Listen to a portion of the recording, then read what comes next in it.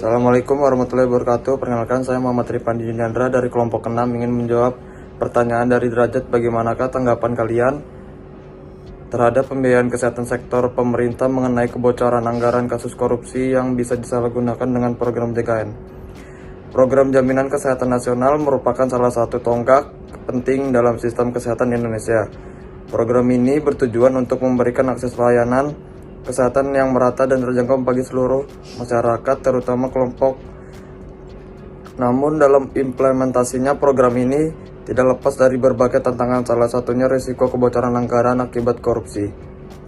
Fenomena ini menjadi perhatian serius karena dapat menghambat tujuan utama JKN dalam meningkatkan kualitas kesehatan masyarakat. Sebagai program kesehatan terbesar di Indonesia, JKN dikelola oleh Badan Penyelenggara Jaminan Sosial atau BPJS Kesehatan dengan anggaran yang sangat besar. Pada tahun-tahun tertentu, anggaran yang dikelola BPJS Kesehatan bahkan mencapai lebih dari 100 triliun dengan skala terbesar. Potensi ini terjadinya penyalahgunaan dana publik menjadi sangat tinggi. Modus korupsi yang sering terjadi dalam sektor kesehatan meliputi manipulasi klaim, pengadaan barang dan jasa yang tidak transparan, gratifikasi, hingga kolusi antara pihak rumah sakit, penyedia obat-obatan, dan oknum pemerintah. Salah satu contoh adalah penyelewangan dana kapitasi di tingkat fasilitas kesehatan tingkat pertama atau FKTP seperti puskesmas. Dana kapitasi yang seharusnya digunakan untuk meningkatkan kualitas layanan seringkali disalahgunakan untuk kepentingan pribadi atau kelompok tertentu. Assalamualaikum warahmatullahi wabarakatuh. Perkenalkan, nama saya Muhammad Fajar Ramadhani. Saya dari perwakilan kelompok 6 ingin menjawab pertanyaan dari saudara Bondan. Yaitu pertanyaannya, kita ketahui maraknya tren berobat ke luar negeri karena stigma masyarakat sendiri yang kurang percaya terhadap kualitas layanan kesehatan di Indonesia. Bagaimana upaya yang dapat dilakukan pemerintah maupun swasta terhadap pembiayaan kesehatan agar kualitas layanannya lebih berkualitas dan menarik perhatian masyarakat sendiri? Untuk pertanyaannya yaitu, upaya yang dapat dilakukan untuk meningkatkan kualitas layanan kesehatan di Indonesia, pemerintah dan sektor swasta perlu berkolaborasi dalam meningkatkan kualitas layanan kesehatan agar masyarakat lebih percaya dan tidak lagi berobat ke luar negeri. Salah satu langkah penting dalam meningkatkan kompetensi tenaga medis melalui pelatihan dan sertifikasi yang lebih baik. Selain itu, penting untuk menerapkan standar akreditasi internasional pada rumah sakit sehingga masyarakat merasa lebih aman menggunakan layanan lokal. Kemudian, transparansi informasi juga menjadi kunci dengan mempublikasikan data tentang kualitas layanan dan kepuasan pasien. Masyarakat dapat lebih mudah mengakses informasi yang mereka butuhkan. Kemitraan publik swasta dalam pengembangan infrastruktur kesehatan dan inovasi pembiayaan seperti asuransi kesehatan yang lebih terjangkau juga dapat meningkatkan aksesibilitas layanan. Kemudian, kampanye kesadaran masyarakat tentang manfaat menggunakan fasilitas kesehatan lokal dan peningkatan infrastruktur di daerah terpencil akan membantu menjangkau lebih banyak pasien. Terakhir, dukungan terhadap riset dan inovasi teknologi dalam bidang kesehatan dapat membawa metode pengobatan yang lebih efektif, meningkatkan kepercayaan masyarakat terhadap layanan kesehatan di Indonesia. Dengan langkah-langkah ini, diharapkan kualitas layanan kesehatan dapat meningkat dan menarik perhatian masyarakat untuk tidak berobat ke luar negeri.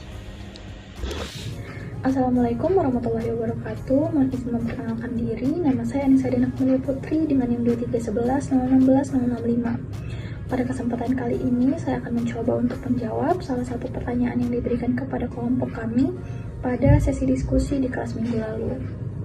Jadi, permasalahan motif profit yang berlebihan terhadap sektor pembiayaan kesehatan memang menjadi isu yang sangat kompleks karena dapat berdampak terhadap aksesibilitas layanan, kualitas perawatan, hingga keberlanjutan sistem kesehatan secara keseluruhan. Nah, motif profit yang terlalu dominan seringkali menyebabkan perawatan kesehatan tersebut menjadi mahal dan juga sulit untuk didapatkan oleh masyarakat dengan pendapatan yang rendah. Selain itu, fokus terhadap pendapatan finansial juga dapat berpengaruh terhadap kualitas pelayanan kesehatan itu sendiri. Bahkan juga dapat mengarah terhadap praktik-praktik yang tidak etis, contohnya overdiagnosis maupun overtreatment.